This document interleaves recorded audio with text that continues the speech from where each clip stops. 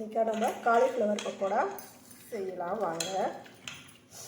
நான் காலிஃப்ளவர் வந்து நல்லா முழு காலிஃப்ளவரை, பெரிய காலிஃப்ளவர் அதை வந்து சின்ன சின்னதாக கட் பண்ணி வச்சுக்கிட்டு இப்போ அதை அலசி இப்போ இந்த கூடையில் போட்டுடலாம். தண்ணி ஒட்ட விடணும், தண்ணி இல்லாமல்.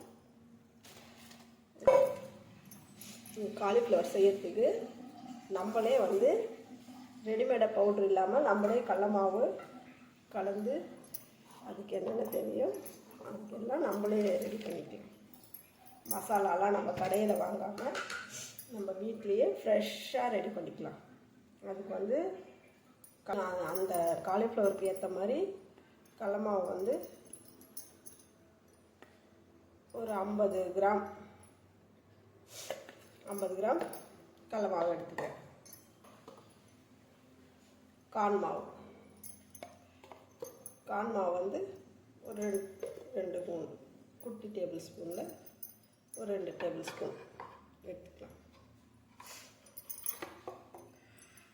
கூட அரிசி மாவு போட்டோம்னா நல்லா மொறுன்னு நமக்கு வரும்.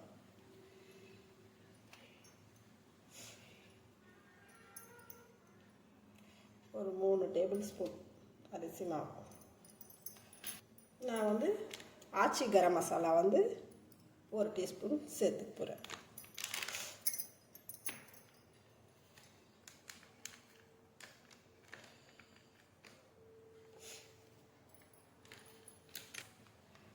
நம்ம கலரெல்லாம் சேர்த்துக்காம ஆச்சி காஷ்மீர் மிளகாய் தூள்,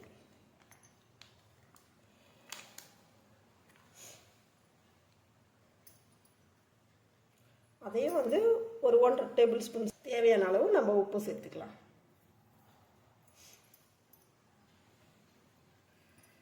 ஒரு பிஞ்சு பெருங்காயத்தூள் இந்த மாதிரி ஐட்டத்துக்குலாம் நம்ம பெருங்காயத்தூள் கண்டிப்பாக சேர்த்துக்கணும். இது வந்து நல்லா மிக்ஸ் பண்ணிக்கலாம்.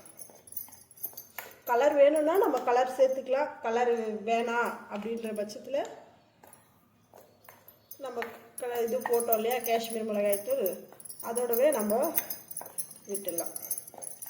கலர் இல்லாமல் இருக்கிறது நல்லது.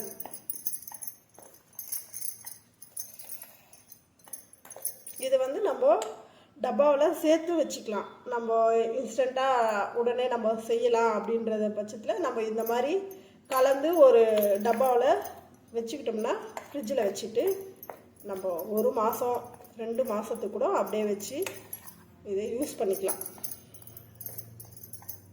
ஃப்ரிட்ஜில் வைக்கணும், வெளியே வச்சோம்னா 1 வாரம் தான் வைக்கலாம்.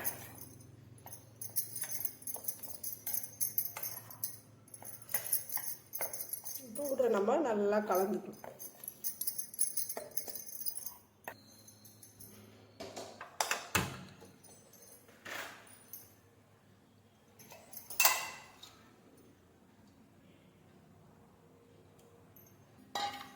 எண்ணெய் நல்லா சூடு இறந்ததும்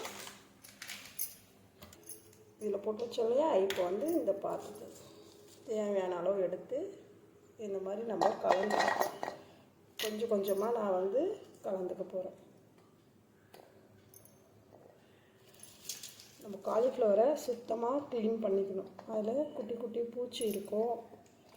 1 வாட்டிக்கு 2 வாட்டி 3 வாட்டி நல்லா அலசி எடுத்து தண்ணி ஃபுல்லாக தண்ணி இருந்த பிறகு ஒரு குட்டி பவுலில் இந்த மாதிரி போட்டுக்கணும். இப்போது இந்த பவுலில் நம்ம கலந்து வச்சோம் இல்லையா, அந்த மாவை அப்படியே மேலே சேர்த்துக்கலாம்.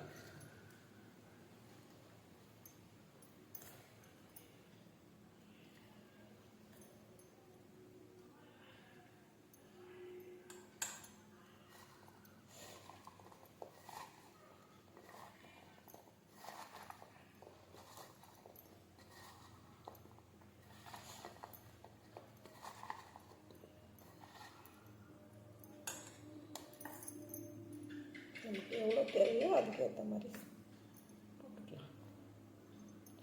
நமக்கு மாவு நல்லா அதிகமாக வேணும் அப்படின்னா நல்லா அதிகமாக போடலாம்.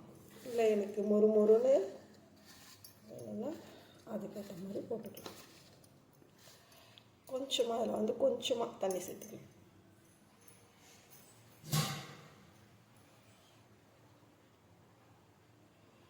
பாருங்கள், கொஞ்சமாக சும்மா லைட்டாக.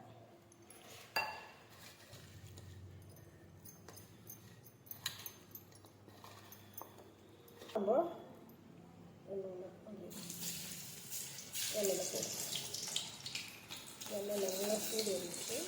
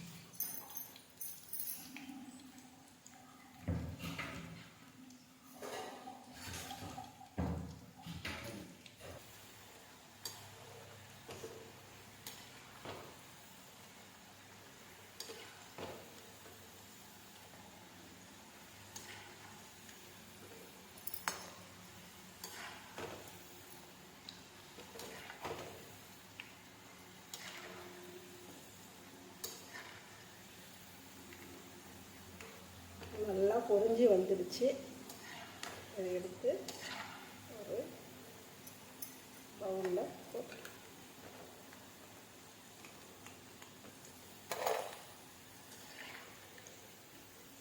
நல்லா முறுன்னு இருக்குங்க. வாசனை சூப்பராக இருக்குது.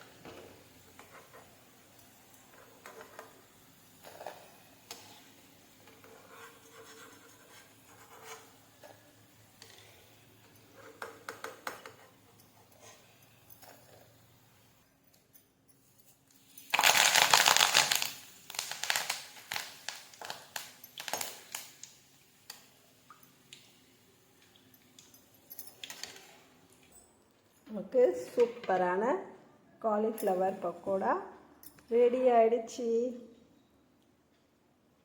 நீங்களும் உங்கள் வீட்டில் செஞ்சு பாருங்கள், சூப்பராக இருக்கும். பாருங்கள், முறுன்னு இருக்குது. எப்படி ஆஹா,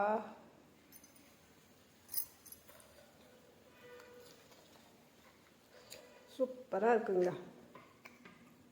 நீங்களும் உங்கள் வீட்டில் ட்ரை பண்ணி பாருங்கள்.